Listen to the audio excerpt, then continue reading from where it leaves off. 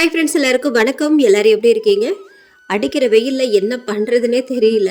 அந்த மாதிரி இருக்குது நிலைமை இப்போது. ஏன்னா பார்த்தீங்கன்னா அவ்வளோ வெயிலாக இருக்குது.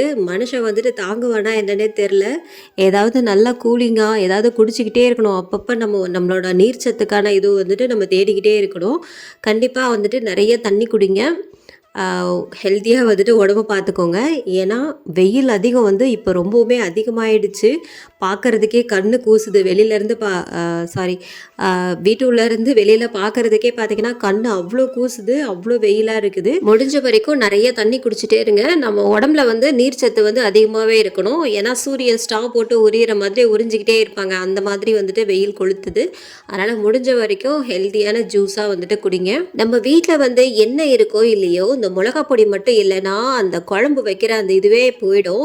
ஏன்னா எத்தனை நாளைக்கு தான் நம்ம வெரைட்டி ரைஸாக சாப்பிட முடியும் இல்லையா? அந்த தயிர் சாதம், லெமன் சாதம் எதுக்குமே மிளகாத்தூள் தேவையில்லை.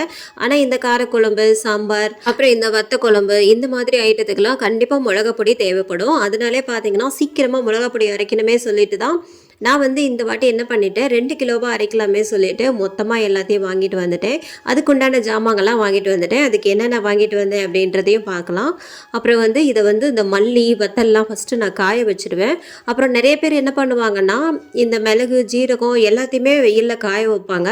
ஆனால் எங்கள் வீட்டில் எங்கள் அம்மா என்ன சொல்லி கொடுத்தாங்கன்னா, எப்போவுமே பார்த்தீங்கன்னா அதை நல்லா கடையில் வந்து கடையை சூடு பண்ணிவிட்டு வறுத்துடணும். வறுத்துட்டு நம்ம வந்து மிஷினில் அரைச்சி கொடுத்தா தான் அது நல்ல ஒரு வாசனையாகவும் இருக்கும். அப்போ தான் சீக்கிரமாகவே கெட்டும் போகாது. அடிக்கிற வெயிலில் கண்டிப்பாக இதை கீழே வச்சாலே நல்லாவே காஞ்சிரும். அதனால தான் கீழே வச்சுட்டேன். அதுவும் இல்லாமல் மேலே போகிறதுக்கு எங்களுக்கு பார்த்தீங்கன்னா ஸ்டெப்ஸ் வந்துட்டு இல்லை, ஏணி மாதிரி வச்சுருக்குறாங்க. அதில் ஏறுறதுக்கே கொஞ்சம் பயமாக இருக்கும். அதனாலே பார்த்தீங்கன்னா மாடிக்கு போகிறதே கிடையாது. அதனால் கீழே எதுவாக இருந்தாலும் காய வச்சிடுறது. நம்ம இந்த மிளகாலாம் அரைக்கிறத விட, எல்லாத்தையும் வறுத்து அரைக்கிறத விட இந்த காய வைக்கிறது தான் பெரிய ஒரு சேலஞ்சாக இருக்கும்.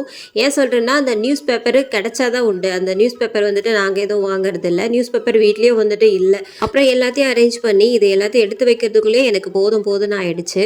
ஏன்னா இந்த வாட்டி அதிகமான மிளகாத்தூள் வந்துட்டு அரைக்க போகிறோம் இல்லையா? அதனால தான் வந்து எதுலடா வைக்கிறது அப்படின்னு ஒரே கன்ஃபியூஷன் ஆகிடுச்சு எனக்கு. இந்த வாட்டி வந்து தேவையான அளவுக்கு மட்டும் திங்ஸ்லாம் வாங்கிட்டு வந்தேன். ஏன்னா ஓரளவுக்கு தான் ஜாமான்லாம் தேவைப்பட்டது. அது மட்டும் இல்லாமல் இந்த மிளகாத்தூள்லாம் இந்த ஜாமானே எனக்கு ரொம்பவும் அதிகமாகிடுச்சு. அதனால் என்ன பண்ணேன், ஓரளவுக்கு தேவையானது மட்டும் வாங்கிட்டு வந்துட்டேன். இந்த சர்ஃப் எக்ஸல், அப்புறம் 2 விதமான ஃப்ரூட்ஸ் வாங்கிட்டு வந்திருந்தேன். அப்புறம் இந்த ஹேண்ட் வாஷ் வந்து இது வந்து ஆஃபரில் இருந்தது. 2 வாங்கினா 1 ஃப்ரீயா இல்லை 1 வாங்கினா 2 ஃப்ரீயான்னு தெரியல. அப்புறம் இந்த சோப்பு வந்து சுத்தமாக இல்லை, அதையும் வந்து 2 பாக்கெட்டாக வந்துட்டு வாங்கியாச்சு. இந்த ரிலையன்ஸை பொறுத்தவரைக்கும் கொஞ்சம் ஆஃபர்லாம் இருக்கும் இல்லையா, அந்த சோப்பு ஷாம்பு எல்லாம். அதனால் வந்துட்டு பல்காகவே வந்துட்டு வாங்கிடுவோம். இந்த பேஸ்கெட் வந்து ரொம்பவே அழகாக இருந்தது. ஒவ்வொரு வாட்டி ஒவ்வொரு மாதமாக நான் போகிறப்பெல்லாம் இதை பார்த்துக்கிட்டே தான் வருவேன். ஆனால் இது பிளாஸ்டிக் தானே, இது வாங்க வேண்டாம் அப்படின்னு ஹஸ்பண்ட் வந்துட்டு சொல்லிவிடுவாங்க. சரி இந்த வாட்டி பார்த்தீங்கன்னா இது வாங்கியே ஆகணும், ஒரு 2 விதமான ஃப்ரூட்ஸ் மட்டும் வச்சுக்கலாமே சொல்லிட்டு தான் வாங்கிட்டு வந்திருந்தேன். இதோட ப்ரைஸ் பார்த்தீங்கன்னா 119 ருபீஸ், அதாவது 120 ரூபாய்க்கு ₹1 வந்துட்டு கம்மி. சரி பரவாயில்ல, நல்லா தான் இருக்குது, பார்க்குறதுக்கே அழகாக இருக்குது. என்னதான் நம்ம வந்து பிளாஸ்டிக் வந்துட்டு யூஸ் பண்ணக்கூடாது அப்படின்னு நினச்சாலும் அது பார்த்திங்கன்னா அந்த பிளாஸ்டிக் தான் ரொம்பவுமே அழகாக இருக்குது. சரி முடிஞ்ச வரைக்கும் வந்துட்டு தவிர்க்கலாம். முக்கால்வாசி பொருளை வந்துட்டு தவிர்த்தாச்சு. இனி வந்து இதில் ஃப்ரூட்ஸ் தானே, அப்படி ஃப்ரூட்ஸ் வைக்கலாம் அப்படின்றது மாதிரி தான் நான் வாங்கிட்டு வந்துட்டேன். இப்போ ரீசெண்டாக 2 வாரத்துக்கு முன்னாடிலாம் உடம்பு முடியாமல் போனதுனால என்ன பண்ணிட்டேன், இந்த பூஜை சாமான்லாம் தேய்ச்சி ரொம்ப நாள் ஆகிடுச்சு. அதனால் இன்றைக்கி தேய்ச்சே ஆகணுமே சொல்லிட்டு தான் தேய்ச்சிட்டு இருந்தேன். அதுவும் இல்லாமல் நான் என்கிட்ட பார்த்தீங்கன்னா ரொம்ப கம்மியாக தான் இருக்கும். ஆனால் இதில் ஒரு இன்ட்ரெஸ்ட்டே வந்துட்டு என்னால் காட்ட முடியல. நான் எப்போவுமே பூஜை பாத்திரம் துலக்கும் போது லெமன் வந்துட்டு கட் பண்ணிப்பேன். அப்புறம் இந்த பீதாம்பரி பவுடர், அப்புறம் வந்து இந்த சபீனா, இது 3 தான். 3 வச்சுட்டு நல்லா தேய்ச்சிடுவேன். அதுவே பளிச்சுன்னு ஆகிடும். இந்த இடுக்கில் எல்லாம் நம்ம கை வச்சு தேய்க்க முடியாது இல்லையா, அது வந்து புது ப்ரஷ் வாங்கி அது வந்து நல்லா தேய்ச்சிடுவேன். அதுவே பார்த்தீங்கன்னா சூப்பராக பளிச்சுன்னு ஆகிடும். இந்த மெத்தட் பார்த்தீங்கன்னா எங்கள் அம்மா தான் சொல்லி கொடுத்தாங்க. விளக்கு தேய்ச்சி முடிச்சதுக்கப்புறம் மட்டும் இல்லை, இந்த விளக்கு தேய்க்கும் போதெல்லாம் நம்ம நல்ல தண்ணி மட்டும்தான் யூஸ் பண்ணணும். உப்பு தண்ணி யூஸ் பண்ணவே கூடாது. இல்லைன்னா சீக்கிரமாக நமக்கு கரை பிடிக்கிற மாதிரி இருக்கும். அப்புறம் திரும்பவும் எடுத்து போட்டு எல்லாத்தையும் தொலைக்கிற மாதிரி வரும். நல்ல தண்ணியில் நல்லா கழுவிட்டு அதை அப்படியே வச்சிடாம நம்ம ஒரு நல்ல சுத்தமான துணி எடுத்து எல்லாத்தையும் தொடச்சி வச்சுட்டு அதுக்கப்புறமா மஞ்சள் குங்குமம்லாம் வைக்கிறதுக்கு ஸ்டார்ட் பண்ணியாகணும். ஏன்னா அப்படியே வந்துட்டு நம்ம போட்டுட்டோம் அப்படின்னா அந்த தண்ணியும் பார்த்தீங்கன்னா ஒரு மாதிரியே கரையாக வந்துட்டு வெள்ளையாகிடும் ஒரு மாதிரி. அது உப்பு தண்ணியில் கழுவினாலும் சரி, நீங்கள் நல்ல தண்ணியில் கழுவினாலும் சரி, நல்லா தொடச்சிட்டு அதுக்கப்புறமா தான் நீங்கள் வந்துட்டு மஞ்சள் குங்குமம்லாம் வைக்கணும். நான் டேபிள் மேலே வச்சிருக்கிற முருங்கைக்காய் பார்த்தீங்கன்னா, ஒரு 2 நாளைக்கு முன்னாடி இந்த மரத்தையே வெட்டிட்டாங்க. ஏன்னா ஹைட் ஆயிட்டே போனதுனால, அது நிழலும் குடுக்கல. முருங்கைக்காவும் வந்து ரொம்பவும் காஞ்சு போய் ரொம்பவும் முத்தலாயிடுச்சு. அதனால ஹஸ்பண்ட் வந்துட்டு வீட்ல இருந்தப்ப என்ன பண்ணிட்டாங்க, அந்த மரத்தை எல்லாத்தையும் வெட்டிட்டாங்க. வெட்டினதுக்கப்புறமா இது 2 நாள் அப்படியே தான் இருந்தது. இன்னும் விட்டேன்னா வெளியிலே பார்த்தீங்கன்னா காஞ்சு போயிடும். சரி அதனால எல்லாத்தையும் கட் பண்ணிட்டு நான் பாக்ஸ் உள்ளார எடுத்து போட்டு ஃப்ரிட்ஜில் வர வச்சுட்டேன். எங்க வீட்ல எப்பவுமே முருங்கைக்காய் வாங்கிட்டு வந்தாங்கன்னா, அப்படியே முழுசா தூக்கி உள்ள வச்சுடுவேன். ஆனா அம்மா தான் இந்த ஐடியா குடுத்தது. எப்பவுமே முருங்கைக்காய வந்து கட் பண்ணி ஒரு பாக்ஸ்லயோ இல்ல ஒரு கவர்லயோ போட்டு வச்சுக்கோ. அப்பதான் ரொம்ப நாளைக்கு வரும் அப்படின்ற மாரி சொல்லுவாங்க. சரி அதனால அதே மெத்தடே நானும் வந்துட்டு ஃபாலோ பண்றேன். இப்போ இந்த மிளகாய் பொடி அரைக்கிறதுக்கு ஃபர்ஸ்ட் ஒரு கடாய் வந்துட்டு சூடு பண்ணிக்கிறேன். இதுல வந்து பார்த்தீங்கன்னா, ஒரு பெரிய டம்ளருக்கு நான் வந்து நம்ம சாப்பாட்டு அரிசி வந்து எடுத்துக்கிறேன். அதாவது பொன்னி அரிசி எடுத்துக்கிறேன். இது வந்து நல்லா அரிசி நல்ல ஒரு ப்ரவுன் கலர்ல வரும் பார்த்தீங்களா? அரிசியெல்லாம் நல்லா பொரிஞ்சு வரும் பார்த்தீங்களா? அந்த ஸ்டேஜ் வரைக்கும் நல்லா வறுத்துக்கணும். நான் எப்பவுமே மிளகு, ஜீரகம் எல்லாமே 100 கிராம் மட்டும் தான் சேர்ப்பேன். அது வந்து 1 கிலோ அரைச்சா மட்டும். ஆனா இந்த வாட்டி 2 கிலோ அரைக்கிறதுனால நான் வந்து 200 கிராம் வந்துட்டு எல்லாமே எடுத்திருக்கேன். அதனால 200 கிராம் மிளகு சேர்த்துட்டு நல்லா வந்துட்டு மிளகு வெடிக்கும் பார்த்தீங்களா? அந்த ஸ்டேஜ் வரைக்கும் வறுத்துட்டு இதில் வந்து கொட்டி வச்சிடணும். அப்புறம் திரும்பவும் சோம்பு, ஜீரகம் இது எல்லாமே ஒரே மெத்தடு தான். லைட்டாக வந்துட்டு கலர் மாறிடும் இந்த சோம்புலாம். அது வரைக்கும் நல்லா வறுத்துக்கோங்க. நல்லா வறுக்கும் போதே பார்த்தீங்கன்னா வீடே கமகமன்னு ஒரு வாசனை வந்துக்கிட்டே இருக்கும். இது கூடவே பார்த்தீங்கன்னா 200 கிராமில் மஞ்சள், நம்ம விரலி மஞ்சள் இருக்குல்ல, அதுவும் வந்து சேர்த்துக்கலாம். அதுக்கப்புறம் வந்து இந்த கடுகு, வெந்தயம் இது எல்லாமே 200 சேர்த்துக்கலாம். ஃபைனலாக வந்து நம்ம இந்த பெருங்காயம், கட்டி பெருங்காயம் எடுத்துக்கிறேன். இது வந்து 100 கிராம். நாம் இந்த மிளகு, ஜீரகம் எல்லாத்தையும் வறுத்ததுக்கு அப்புறமா தான் நம்ம வந்து இது கடைசியில் கொஞ்சமாக எண்ணெய் சேர்த்துட்டு இந்த கட்டி பெருங்காயத்தை சேர்த்துக்கணும். இதை வந்து நல்லா ஃப்ரை பண்ணணும் எண்ணெயிலேயே. இது வந்து நல்லா ஒரு மாதிரியே பொரிஞ்சு வரும். அதுக்கப்புறமா இதில் வந்துட்டு சேர்த்துடுங்க. கருவேப்பிலை வந்துட்டு நான் வறுக்கிறதுக்கே மறந்துட்டேன். இது வந்து நம்ம தோட்டத்திலே இருந்த கருவேப்பிலை தான். இதை வந்து பறிச்சுட்டு நல்லா அலசிட்டு கடையிலே வந்துட்டு வறுத்துக்கிறேன். ஏன்னா காய வைக்கிறதுக்கு மறந்துட்டேன் நான்.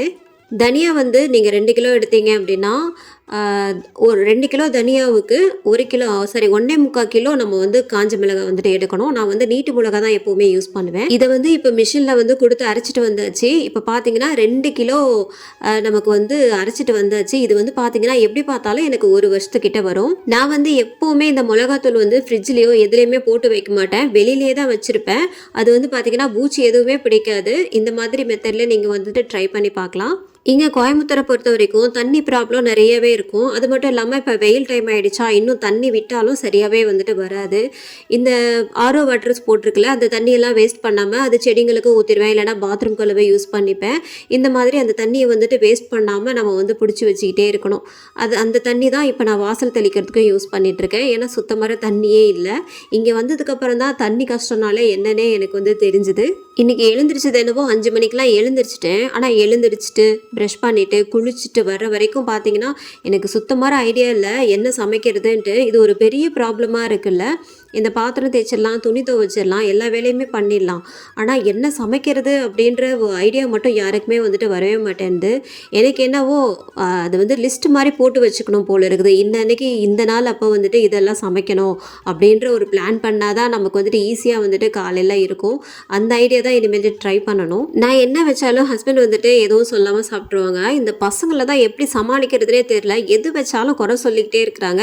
இது எனக்கு பிடிக்காது, அது எனக்கு பிடிக்காது, இந்த மாதிரி பண்ணாலே எனக்கு பிடிக்காது, எப்படிலாம் இதை சாப்பிட்றதுமா, அந்த பருப்பு சாதம்லாம் எப்படிமா சாப்பிட்றது, இந்த முட்டை சாதம்லாம் எப்படிமா சாப்பிட்றது அப்படின்றாங்க.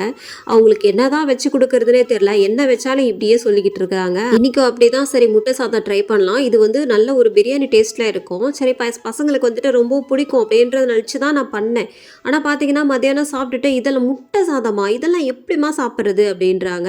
அப்புறம் என்னத்தை பண்ணுறதுனே தெரியல. இந்த முட்டை சாதம் பண்ணுறதுக்கு ஒரு கடாயில் ஒரு 2 டேபிள் ஸ்பூன் எண்ணெய் சேர்த்துக்கோங்க. இதில் ஒரு துண்டு பட்டை, ஒரு 5 கிராம்பு, 2 ஏலக்காய், இதில் வந்து ஒரு கொத்து கருவேப்பிலை, 2 பச்சை மிளகாய் கீரி சேர்த்துட்டு இதில் வந்து 2 பெரிய வெங்காயம் நல்லா சின்னதாக வந்துட்டு கட் பண்ணி இதில் சேர்த்துக்கலாம்.